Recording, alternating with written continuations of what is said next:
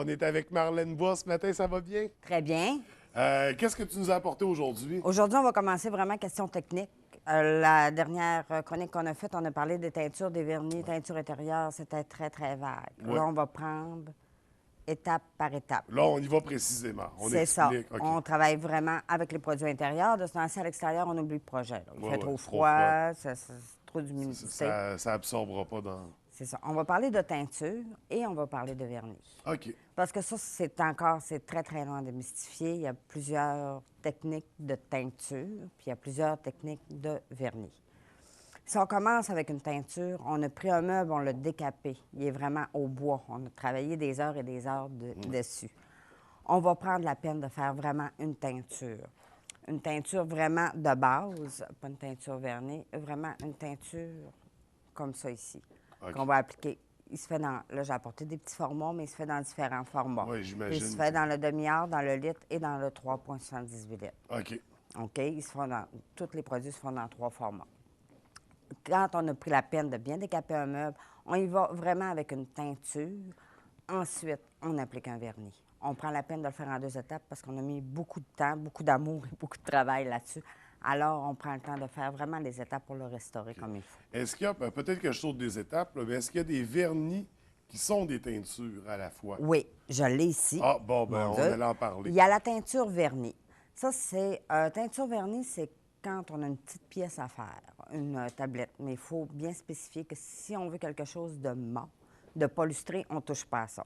Parce que la teinture vernis est très lustrée. Si on a une petite pièce à faire, on dit, OK, c'est beau, je l'ai décapé ou c'est un bois qui est so-so, on va y aller avec une teinture vernis. On sauve des étapes, puis ça fait pas un petit travail vite fait. Ça fait bien, mais on commence pas à faire... On se fait pas teindre un vernis. Et nos beaux meubles, que c'est un héritage d'arrière-grand-mère Si qu'on on vient de pre- décaper. Oui, puis si on ça, veut c'est- teindre, on teint. On prend vraiment une teinture et un vernis. Et il y a l'autre procédé qui est une teinture en gel. Il y a des gens qui aiment beaucoup travailler avec ça.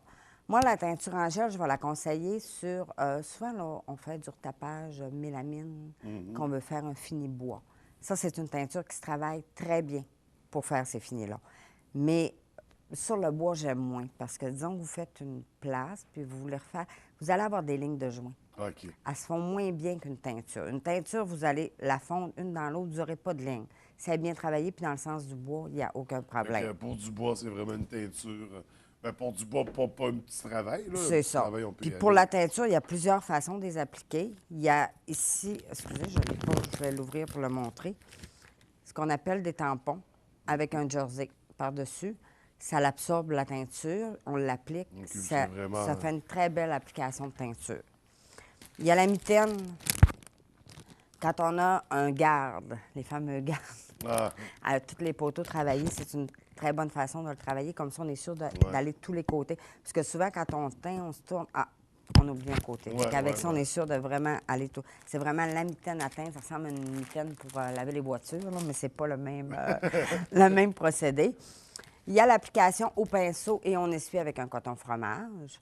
Ça se fait bien aussi pour ne pas avoir de surplus de teinture. Il y a l'application, tantôt, je parlais du gel. oui. OK? Du gel sur de la mélamine. Ça, on appelle ça un berceau. Ça va vous faire vraiment un effet de lit de bois. OK. C'est- Ça, puis même en... Il faut le travailler doucement. On s'essaie avant là, pour vraiment avoir le bon coup de balancier, pour avoir vraiment le bon nœud, la bonne grandeur. OK, fait que c'est pas si facile que ça, j'imagine. Non, non, c'est un travail. Il faut pratiquer. On n'arrive pas directement sur le meuble pour le faire. Il faut le pratiquer avant de le faire.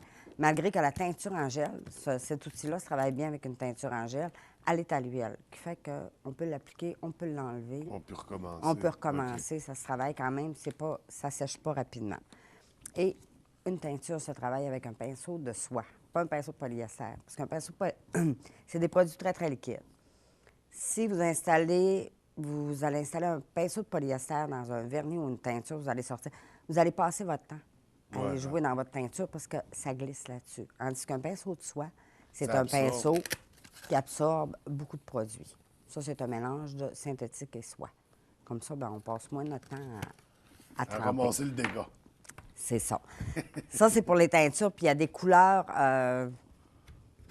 infini, là, qu'importe. Puis OK. à partir de ça, on peut vous tricher des couleurs, on peut faire des demi-recettes. On joue beaucoup sur la Ça, couleur. est-ce que c'est mieux de... Parce que j'imagine que par rapport au bois, admettons, ben, la couleur peut varier.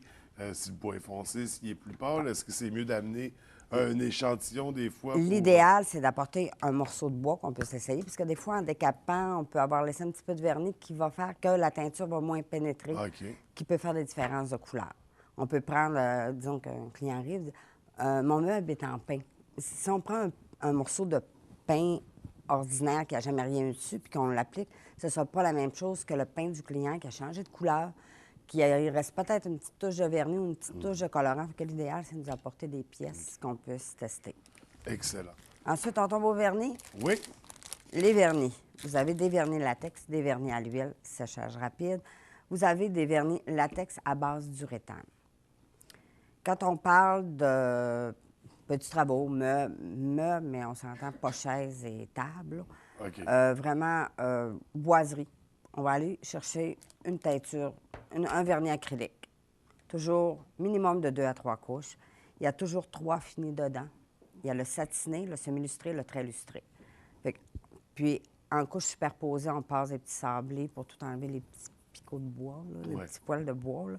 Fait que ça, on fait ça vraiment quand on a des pièces, des morceaux, des petits morceaux, là, on y va vraiment avec un vernis. Mais pas des trucs qu'on utilise quotidiennement, C'est comme ça. on parlait des chaises, des tables. Les chaises, les tables, là, ça, on y va pas avec ça. Mais pour d'autres choses, on y va vraiment avec le vernis latex. Ça sèche rapidement. Il n'y a pas de problème. Vernis uréthane. Un vernis uréthane, c'est un vernis latex, c'est un vernis qui sèche rapidement, mais il y a l'uréthane dedans qui fait qu'il est plus dur. Plancher, manche d'escalier, meubles, il se porte à toutes les sauces, puis il est très, très rapide. Mais si avant, vous avez eu un produit à l'huile, attention. OK.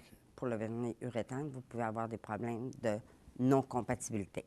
Mais c'est un vernis, sinon, qui est plus résistant. Il est plus résistant que le disons vernis. celui, ouais, c'est ça. Lui, il va avoir tendance à user. On va mettre Fait que des... c'est pour ça que c'est pour des... C'est ça, c'est des petites pièces, là. pas des planchers et des chaises. Non, on oublie le projet. On y va vraiment avec un fini uréthane. Et il y a le vernis à l'huile, que lui est très, très résistant. Il est plus cristallisé. Moi, je conseille moins, comme des murs, là, des murs en pin, là, on y va avec un vernis acrylique. On ne va pas avec un vernis à l'huile. Parce que le vernis à l'huile va faire changer de couleur. La base de ces produits, c'est des couleurs c'est des bases qui sont tendance à jaunir. Fait que sur un mur, ça peut avoir tendance à... OK, fait que ça peut modifier la couleur. C'est ça. Très important de le savoir. Là, les produits pour les appliquer, l'idéal, c'est le pinceau.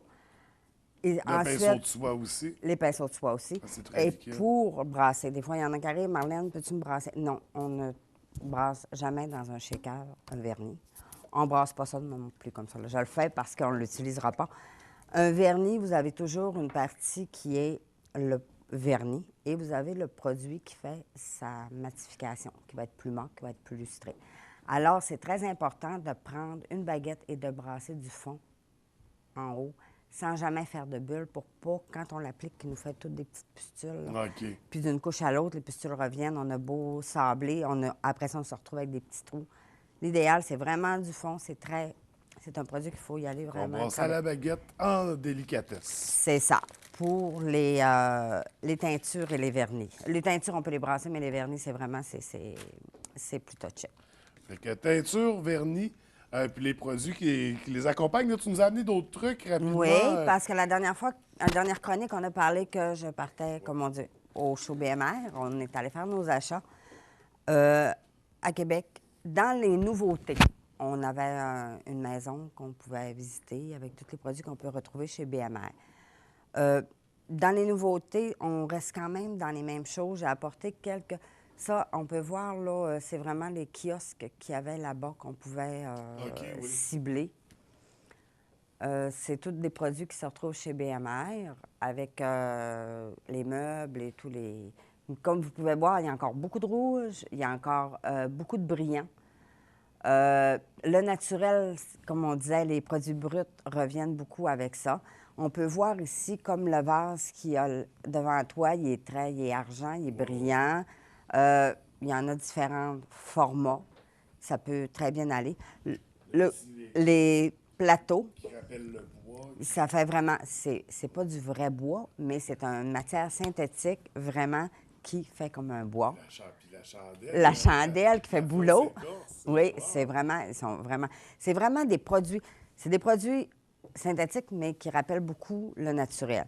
Mais à côté de toi, ici, ça fait comme de la fourrure d'alpaga, mais c'est vraiment de la pluche ordinaire. Il y en a dans différentes couleurs, dans le noir, dans le blanc, dans différentes couleurs. Fait que nos coussins de salon, il y a ici le jaune couleur Le éclatante. jaune qui revient, il s'intègre tranquillement, mais faites Doucement. attention au jaune, parce que vous allez avoir des jaunes verts, des jaunes jaunes. Il y a vraiment de... C'est vraiment mélangé là, dans les couleurs. Là, je vous apporte... Ça, c'est encore c'est un plateau qui fait comme pierre de savon un Ouais. peu, qui fait vraiment un produit plus naturel. Je vais vous montrer comment exécuter, parce que la décoration, maintenant, c'est très épuré, c'est très zen. Un centre de table qui va faire que c'est rapide à faire, puis c'est très décoratif. Disons que notre accent, le gris est très à la mode. Disons que notre accent est rouge. On met de la pierre de verre dans le rouge. Finalement, on fait Dégâts. comme un aquarium. Bien, c'est rien, c'est dans le même principe, mais encore, comme je dis, des choses naturelles, des pierres naturelles, ce qui fait vraiment du bling-bling. Ouais. Nos gros diamants. On sort nos diamants, puis on les disperse un peu là-dedans. Puis on peut faire un mélange Ça de fait comme un carrés et bol de de ronds. pierres précieuses, de trésors d'Ali Baba. C'est ça.